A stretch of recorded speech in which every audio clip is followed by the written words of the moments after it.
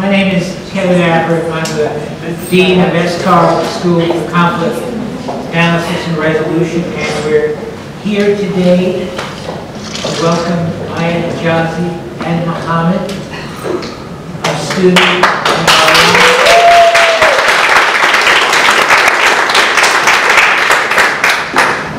back to SCAR to celebrate and recognize her work. This fall, SCAR will welcome its 36th entering class, master's students in 1981, and a whole range of students, master's, undergrad, certificate, PhD, this fall. And you can probably tell by my jowls and my wrinkles I was there at the beginning. So it's interesting for me to think back in two ways. One way is to think back to what our commitments and our missions were. Actually, in 1978 and 79, the faculty who preceded me had a vision for what SCAR would be, and to think how we have delivered on that. And also to think more broadly, which I can begin to do, about how do you judge a school? How do you judge the worth of any human endeavor, but especially one in education? So from the very beginning, preceding me, from the very beginning, the notion was that it would be a school, a program dedicated not just to higher education, not just to originally to master's degrees and then to PhDs, to turning out teachers and scholars and researchers, but it would be a program that was committed to turning out what we'll call then, and I guess what we still call practitioners, although that's a truncated term for what we really had in mind. It could mean activists, it could mean people committed to various kinds of social change. What we knew that we didn't want was just another political science department or global affairs department or international relations department or a cybersecurity department. That was clear.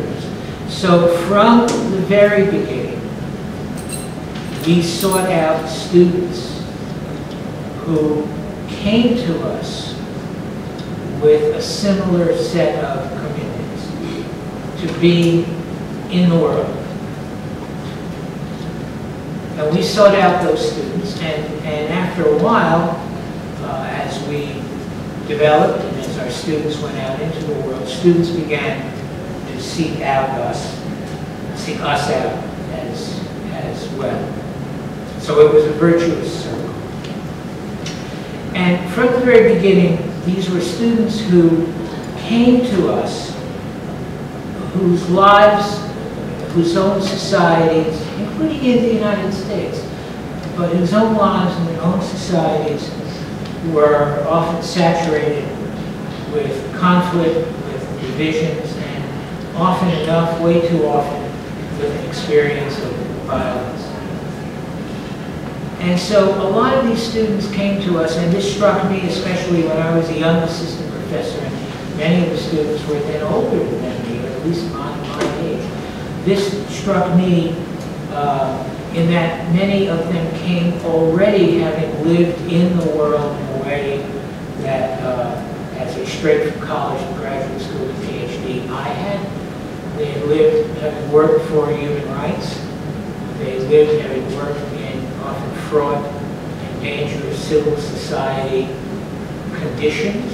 They worked for gender equality. They worked for the protection of minorities, even when in fact they were often part of the majority population in terms of religion or race or sect. And so they came and we taught them research methods, and we taught them theory, Importantly, we taught them comparative cases, because everyone thinks their conflict is unique. And while that is true at some level, at another level, it's not. And so if you want to understand the peace process, start with Northern Ireland, start with the formation of the European Union, start with all of these things. Have people think through, expand their own world, because often theirs was a world when they came to us necessarily that had limited strictly by their own experiences, by the experience of the defects of their own society. And some of the time we could give them a sense of what the opportunities in their own society were by looking at what other societies had accomplished. So they came to us and we taught them things, but as often as not, they taught us, I'm just speaking personally here, they taught me other things, and sometimes greater things. They taught me about courage and about commitment. I can recall, I can't even recall the person very well. I can recall sometime in the 1990s, after the Second Intifada, we had some Palestinian students who had spent some time in an Israeli prison who still came to us committed to a different set of outlets. So they taught us courage and commitment often, and we taught them things too, sometimes. And they went back. So many of them went back. So now we have about over 1,600 alumni working all over the world, doing amazing things, either officially or less officially, or not officially at all. For instance, Aya. And bringing us to Aya, it's really hard to imagine a better example of courage and commitment. Someone who graduated from an undergraduate program, I'll come back to that briefly. In 2009, I did not have the pleasure of teaching you then. I was not teaching in the undergraduate program then. And then returned to her native Egypt, and with Muhammad to work with children. And I can say this because I know it's true of so many of our students who did that, who went back to Myanmar or Colombia, Zimbabwe or South Africa. She returned as a patriot.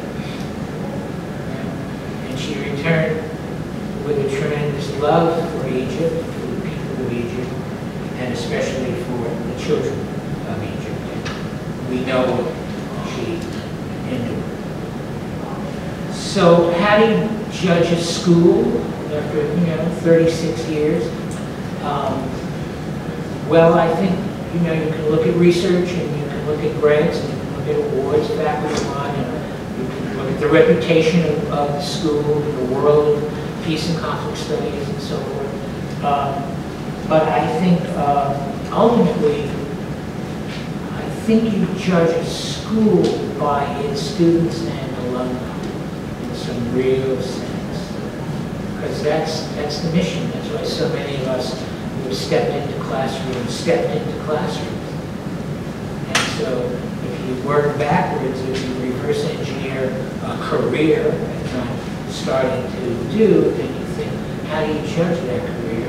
And ultimately, judging people like Aya.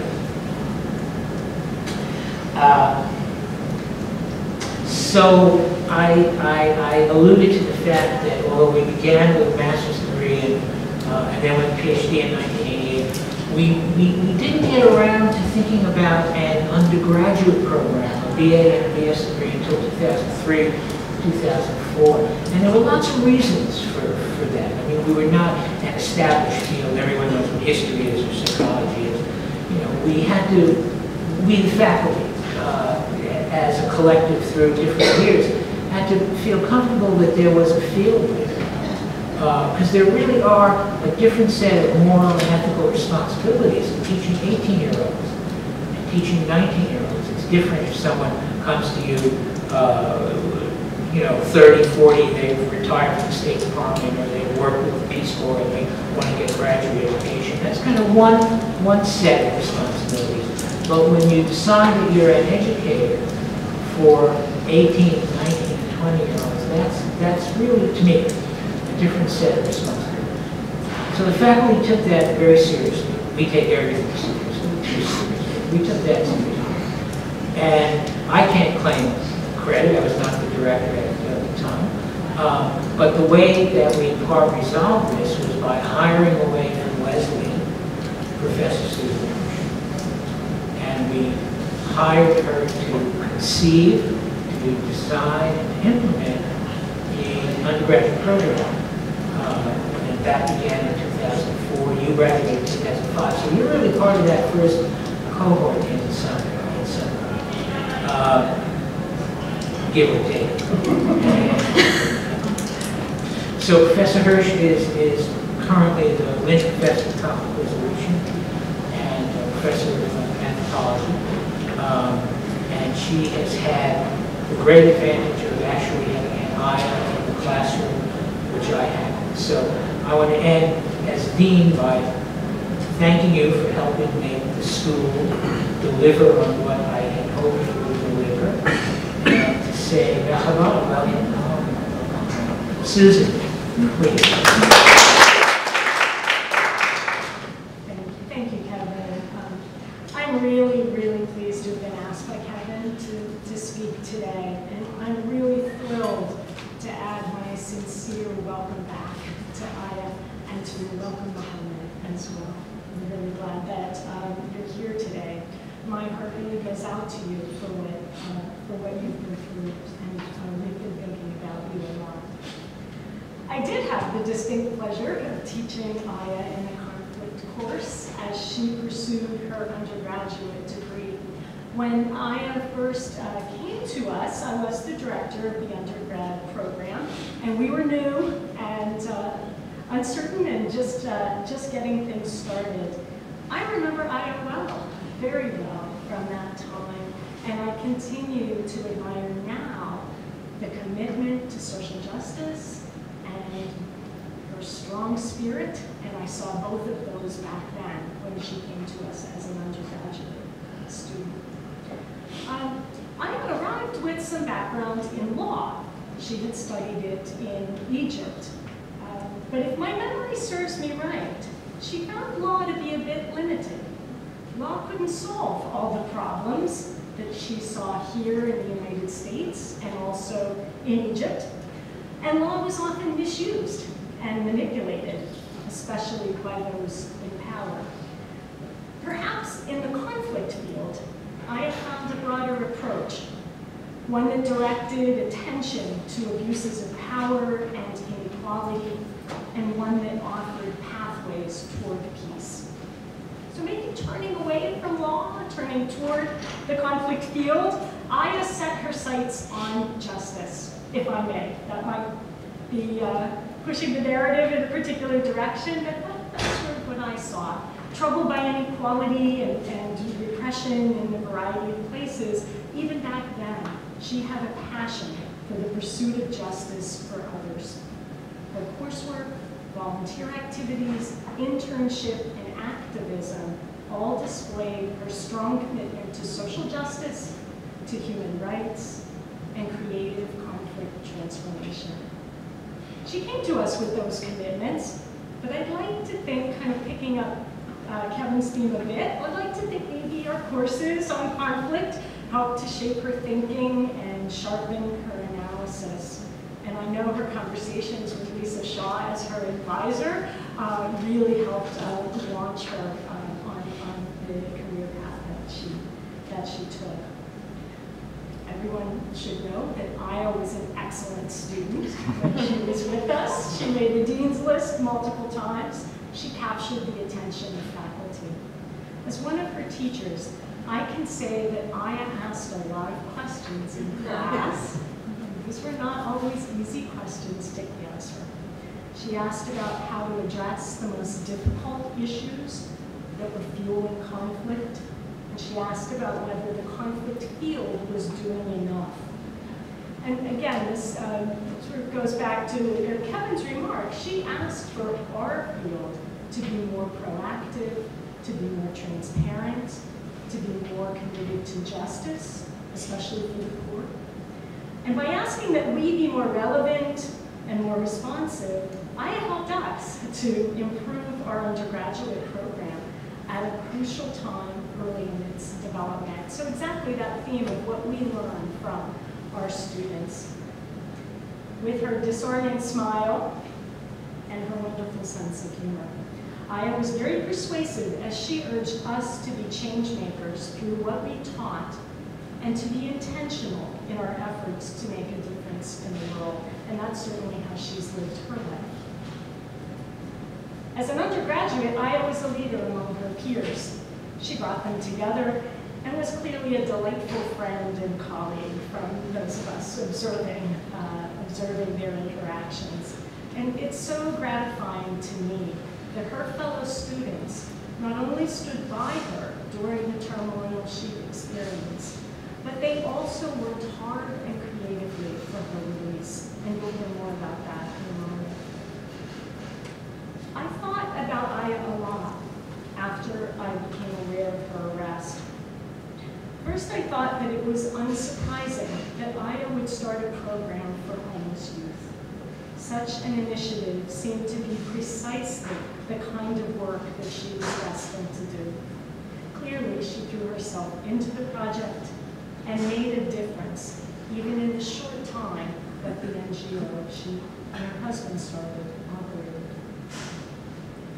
Aya's arrest highlighted the realities that our students face as they engage in conflict resolution and peace building. So often their work draws attention to the inequalities of everyday life endured by so many people around the world. Aya and others who work to address inequality are often targets of the powerful. Aya was challenging the status quo through her work. She was uplifting people whom those in power would rather have abandoned. She was shining a bright light on structures and institutions that were failing the people who most deserved assistance. Peace building and other forms of exposing and reducing inequality challenge the fundamental assumptions that underpin most societies. And this, I think, is the key message of our school. Peace building and related works open a space for critical thinking about alternatives and strategies for structural change. Authoritarian rulers have no interest in opening spaces for such challenges to the status quo or for imagining a different future. And here I don't want to get into a political discussion, but I just want to mention the disturbing rise of authoritarian leaders in many parts of the world and the corresponding shrinkage of public space to contest their rule. NGOs, which are absolutely crucial in opening spaces for discussions of inequality, justice, and peace building, are vulnerable in the current crackdowns on civil society, and we see this in many places. I thought about you when you were in prison and tried to imagine what you might be feeling. I was grateful to see photos of you, particularly those that were taken around your court dates. One photo depicted you intently reading. And I don't know what you were reading, or if you even know that photo, but the photo reminded me of the experience of Hala Afsandiari, an American-Iranian academic who at 67 years of age, on a visit to Iran to see her ailing mother, was unjustly imprisoned for just over 100 days. Hala was the director of the Wilson Center, and many of us know her husband, Shal Bakash, an emeritus faculty member here at George Mason. But I bring it up to make the specific point. Hala recounts how, during her days of imprisonment and interrogation, she thought about books and articles she had read, sometimes returning to novels she had studied at university. Literature. And we just had a little conversation about how you were thinking about your courses from Mason. Literature helped to remind Hala of the possibility of humanity in the face of her inhumane treatment. This passed the time and also helped her to retain her own humanity. Yet lest we romanticize the life of someone unjustly jailed, Hala writes, quote, "In the end, prison is prison." End quote. Aya, after a long ordeal, you certainly have retained your dignity and your humanity. If you choose, perhaps in the future, we'll learn more about how you coped and what motivated you, but please know, right now, you have inspired others with your courage. I think I can speak following Kevin on behalf of SCAR when I say that we're very proud of the peace-building work that you've done and will likely do in the future. We're proud of the spirit that emanates from you and inspires us. We're proud of the commitment to social justice that you and your husband have shown, and that encourages us to make our work more meaningful. I'm proud personally to have a connection with you and hope that it deepens over time. So maybe we just give a hand to Aya.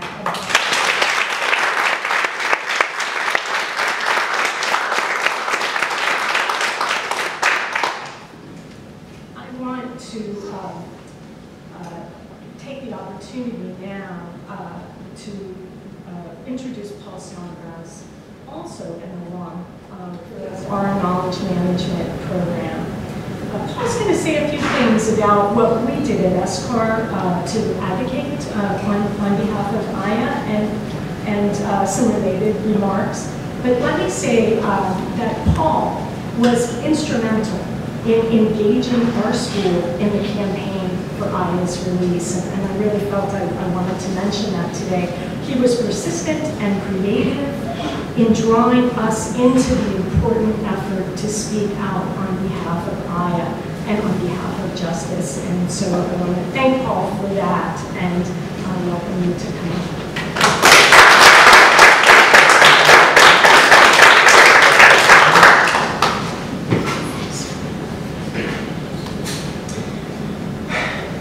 I am so pleased to be here today to honor Aya, her husband, and the Bladdy workers who endured severe mistreatment as a result of their commitment to doing good in the world. Students and alumni are the dearest members of this community, and we followed this case closely because of Aya's connection to this school as a former undergrad. We see ourselves in Aya, not just because many of us know her and have shared ideas with her in the classroom, but also because we see ourselves and our aspirations in her meaningful and important work that was interrupted. Many of our students come to SCAR after experiencing the worst effects of conflict, and many of our students return to dangerous situations littered with landmines, both figurative and literal. As Susan mentioned, governments are increasingly making our work more difficult. Travel bans, legal risks, for even speaking with parties in conflict. Intimidation, and in Aya's case, unjust detention for more than 3 years are charges that were never substantiated. In my view, the acquittal is a joyous thing and long awaited for so long by all of us. But we should be mindful that punishment and intimidation already occurred. Now I see something else in Aya. I see courage, fastidious commitment to honorable values, and perseverance. Throughout this ordeal, we had brief glimpses into the experience with photos and news stories that showed us a young woman with resolve and defiance. And I think Susan mentioned the book. I believe one of the books was I Know Why the Caged Bird Sings. Along with frustration and uncertainty. From this case, we see much good in the world too. Numerous Egyptian and international human rights organizations stood by Aya.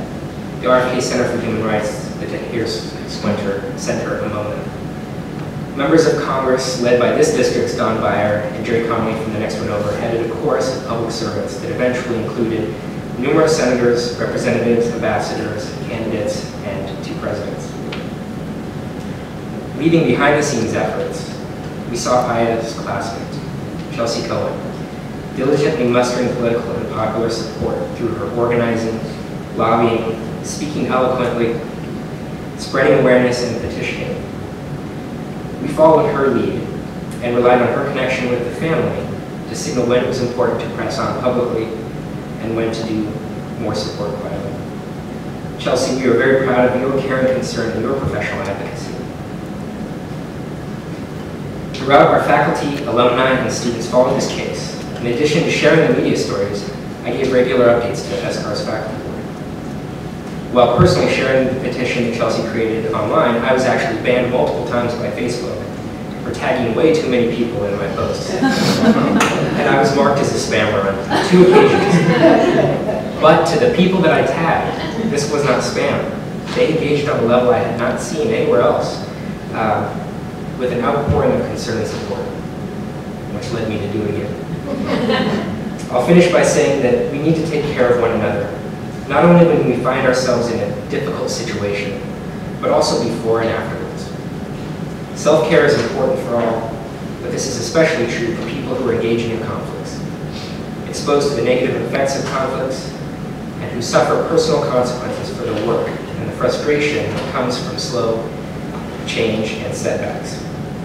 We are each other's best resources and can listen, consult, and share advice from experience.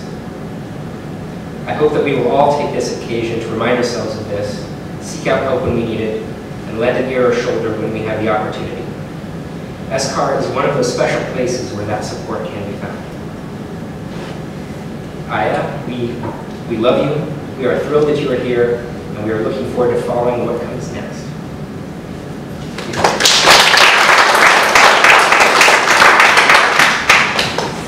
Thank you, Paul. Thank you, Susan. Aya, we thought you would escape. So on behalf of SCAR, on behalf of everyone who loves you and stood by you, on behalf of the work that you do, make us proud. It was a little token.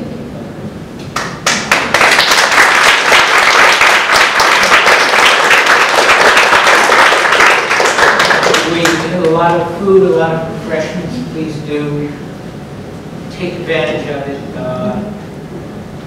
The rain hasn't come yet, so take advantage of that also. I've also been asked to remind you that for alumni who don't yet have our new alumni pin, new alumni pins are in the back, and you should certainly pick one of your alumni pins up. I can't think of a better opportunity or a better setting in which to say, be proud that you're an SCAR alum. We certainly are. Thank you all.